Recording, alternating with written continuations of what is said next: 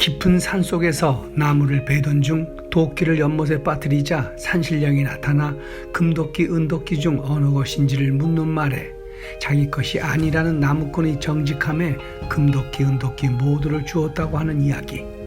그리고 이를 들은 욕심쟁이가 그곳에 가 똑같은 행동을 하고 금도끼가 자기 것이라고 하자 모두 잃게 되었다는 이야기. 우리가 어려서 들은 금도끼, 은도끼 이야기 동화입니다.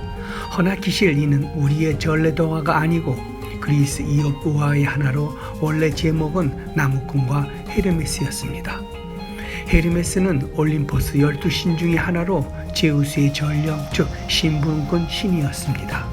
지혜와 뛰어난 정보력을 가진 젊은 미청년으로 인기가 많은 신이기도 합니다.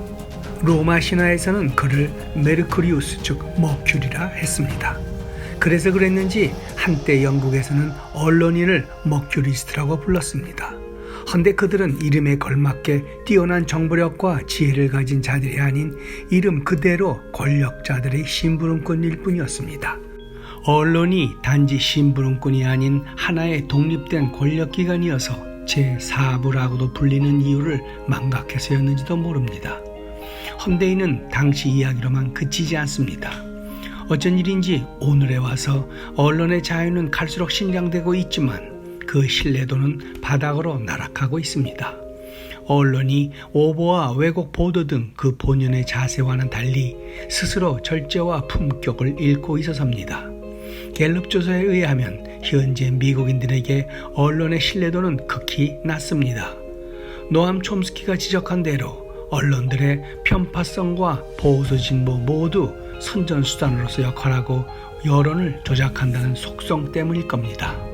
게다가 오보에 대한 정정은커녕 잘못을 잘 인정하지 않거나 사과조차 하지 않고 넘어가기도 하는데 더욱 중요한 것은 설사 인정한다 해도 오보가 나온 후 정정보도가 나오는 데까지 많은 시간이 걸린다는 점입니다.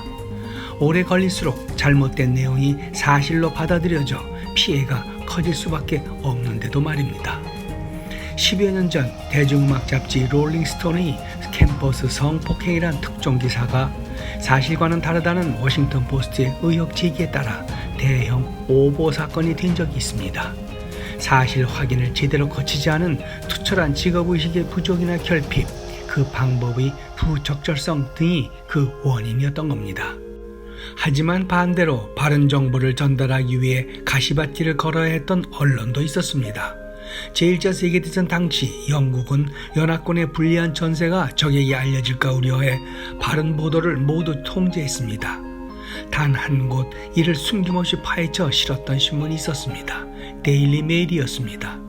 하지만 그 내막을 모르는 국민들은 이 신문이 적을 이롭게 한다는 생각에 신문을 모아 불지르고 비난을 퍼부으며 신문사 사장을 매국노라고 매도했습니다.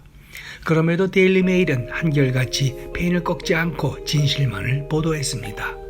마침내 국민은 이를 알게 되고 정부도 정책을 바꾼 결과 전쟁은 연합군의 승리로 돌아갔습니다. 전쟁이 끝난 뒤 독일 황제는 이렇게 말했습니다. 나는 데일리 메일이라는 한 장의 신문 때문에 졌다고. 근자의 캘리포니아 전 주지사였던 수어제네거가 파토를 메운 일에 대해 남가주 가스공사가 공사를 위해 파놓은 것을 덮은 헛고생이라는 일부 언론 보도가 나간 후 양측 간의 진실 공방이 이어졌습니다. 어느 도끼가 진실인지를 제대로 알아보는지에 따라 바른 언론이냐 장사 속의 기레기 심부름꾼이냐로 갈라질 것입니다. 헤르메스는 훌륭한 전령의 신이기 이전에 애초에 도둑과 상인의 신이기도 했습니다. 남의 것을 잘 엿보고 훔쳐내고 여러 곳으로 옮겨 나르기도 해서입니다. 언론 기업은 사주의 것이겠지만 공공성은 일반인의 몫이라는 것을 깊이 기억해야 할 것입니다. 고맙습니다.